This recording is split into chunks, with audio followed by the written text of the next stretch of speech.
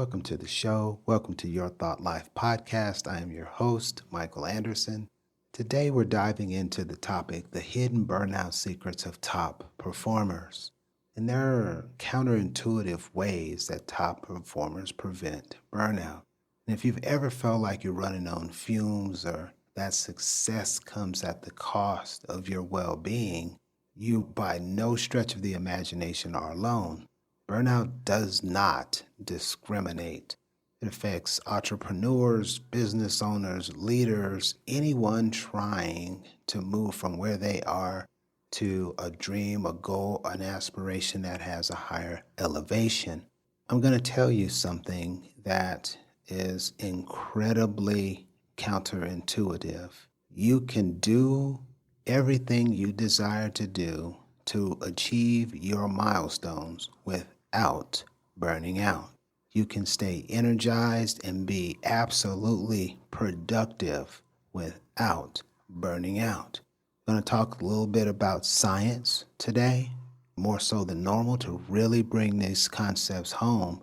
But I want you to understand at a fundamental level that sacrificing your mental health does not have to be the crux to get you from where you are to where you want to go. But let's just level set for everyone, because not everyone is at the same level of understanding with respect to this issue. What is burnout and why does this even matter? I used to think for some time until I got into the senior ranks that, this was some sort of buzzword and it was this kind of silent productivity killer. And once you got to a certain level, it was inevitable that you would meet it. Well, that's all wrong. The World Health Organization defines burnout as a syndrome resulting from chronic workplace stress that hasn't been successfully managed. Symptoms include exhaustion, cynicism, and reduced professional efficacy. Here's the kicker. If left unchecked, burnout can derail your business, your personal goals, and leave you stuck in a cycle of frustration and constant fatigue. You gotta understand that this is the first step to undoing this. Just having a clear understanding now of what this looks like. I'm going to say, maybe the last 3 years or so, it's really been in vogue, this whole concept of the hustle culture. Hustle culture tells us to glorify overwork, to get up incredibly early. I tried it. I did it for a year, so I felt the effects of this. Hustle culture says that people are going to look at us and view us based on the number of hours we work. And the success criteria, or at least one measure of success criteria, is going to be this specific factor. But here's the other side of that. The most successful people don't burn themselves out, and they get far more done than the average person. They're not sacrificing their sleep, and they're not sacrificing their mental health, yet they continuously outperform year over year, quarter over quarter, month over month.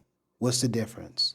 They focus on sustainable performance. Check this out. Studies from organizations like the American Psychological Association show that overwork reduces cognitive function and decision-making abilities.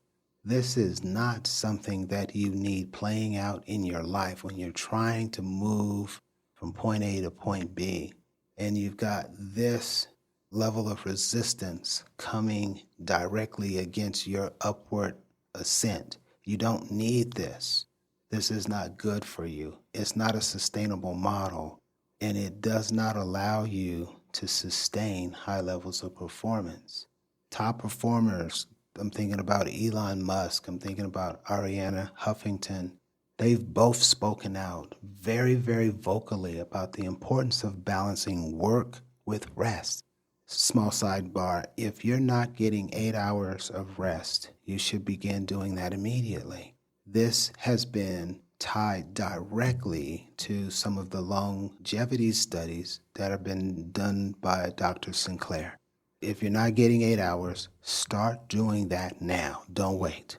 Because when you adopt the right habits, family, there is no need for you to enter into the burnout cycle. What can you do though?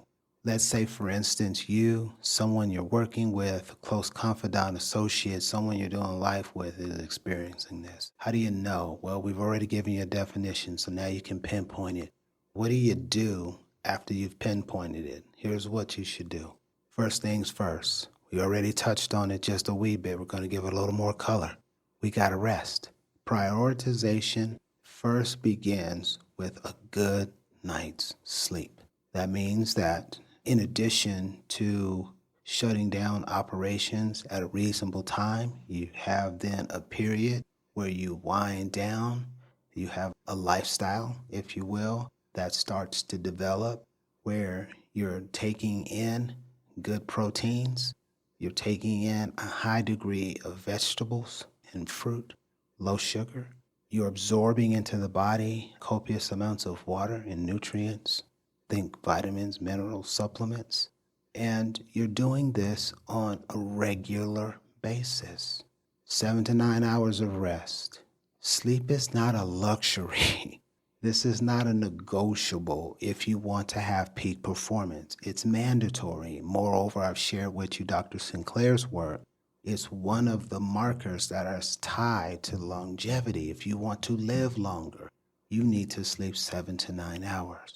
When you arise, you're going to adopt something like the Pomodoro technique, which allows you, depending on how you want to work it, for you, 20 to 90 minutes of really concentrated time early in the morning, doing your toughest task first. And you can maybe take a couple of breaks in between there, however you want to do your workflow. These elements fit together nicely, the rest, how we enter into the hardest part of our day, doing it when we have the greatest amount of resources early in the morning, then doing it without any distractions. Number two, you're going to have to adopt a better than perfect mindset. You're going to have to adopt a done is better than perfect mindset. What does this mean? It means that if you've had perfectionistic streaks that you've struggled with, you're drawing a line in the sand and you're saying from henceforth, whatever that date certain is, I'm not going to be that way. 80% is where I'm going to put my focus.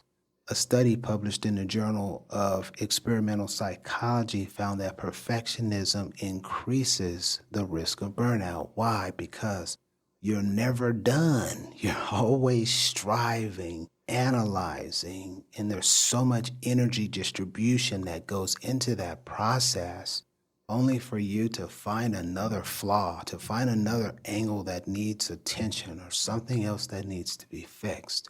It's inevitable when you're in this cycle.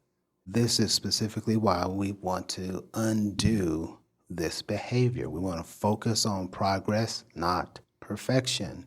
A done is better than perfect mindset also says that we're going to set achievable goals, celebrate the wins, rinse, repeat. Number three, we're going to learn to say no. Many of you are just good-hearted folks. Your parents were good-hearted folks. It's difficult for you to say no. It's difficult for you to set a boundary. But the reports out of Harvard Business Review highlight that saying no to non-essential tasks allows you to channel your energy into high-priority tasks. You have to do those things that yield the greatest amount of fruit for you, and you need to do those early. Don't wait till midday in the afternoon to start cranking out your harder tasks. That's going to stimulate some procrastination as well. That's going to also fuel the idea that you got so many things competing that now you have anxiety. And God forbid, if you haven't adopted this no concept and these boundaries to go along with it, now you're just in this really awful state where you can't get anything done because overwhelm has gripped you and he's bringing in his cousins and family members to really put you in a funk that you can't seem to get out of. Say no. Be okay with saying no. If you're in leadership, delegate those trivial tasks, delegate those administrative tasks, exercise artificial intelligence, get that stuff off your plate. And then finally, you want to engage in activities that spawn recovery. What's that? That's meditation, that's mindfulness, that's grounding, that's you taking a walk, that's you doing something that recharges your batteries. All of these things are very helpful in helping us to relieve the stressors of the day. If you didn't know, stress is a silent killer. It will literally kill a person and they will not even know that they're being killed. According to the Mayo Clinic, even 30 minutes of moderate exercise, moderate is a little bit of walking, a little bit of cardio, a little bit of strength training, can reduce stress by 50% and thus improve the mood of the individual. These are really, really helpful things. I know people, unfortunately, who do not exercise at all. The last time they did physical fitness was either they were in high school or they were in college. And once those two periods were completed, they said, exercise is not for me. I'm simply not doing it. And their bodies are falling apart. If you want to retard the aging process, I know I'm on a sidebar, I apologize, but if you want to retard the aging process, you must exercise. And we'll do another show talking more about personal health and health care in the very near future. Take these things, mindfulness, a walk in the park, grounding, breathing exercises, maintenance of your own choosing that recharges your batteries. Do these things and watch how it begins to change your nervous system. Watch how it begins to relieve your stressors. People that are doing these things are getting off medications that they've been on for years. Not only are they performance enhancing, they are also physiological enhancements. This is a win-win situation for the person that will adopt these 4 tactics. Moreover, everything that we talk about here is really grounded in science. We have an abundance of neuroscience and psychology, specifically in this episode, that supports everything that we've talked about. It's incredibly important that you add this to your toolkit, that you can help yourself and others who may find themselves in this situation. Burnout does not have to be inevitable. We can sustain peak performance and continue outperforming without the mental health hit. If we would just embrace these counterintuitive secrets, named off 4 of them, you can perform at your best while protecting your well-being. And I trust that this was helpful for you. I trust that you're going to add this to your toolkit. I trust that you will help others who you're in relationship with, partnership with, manage this as well. And thank you so much for joining me for this episode. Please consider leaving us a rating or review if this was helpful. Feel free to connect with us through Linktree. The link is available in the show notes. And as I always like to remind you, you are enough, you can do it, and you are uniquely equipped to realize your goals. Until next time, take care and be safe.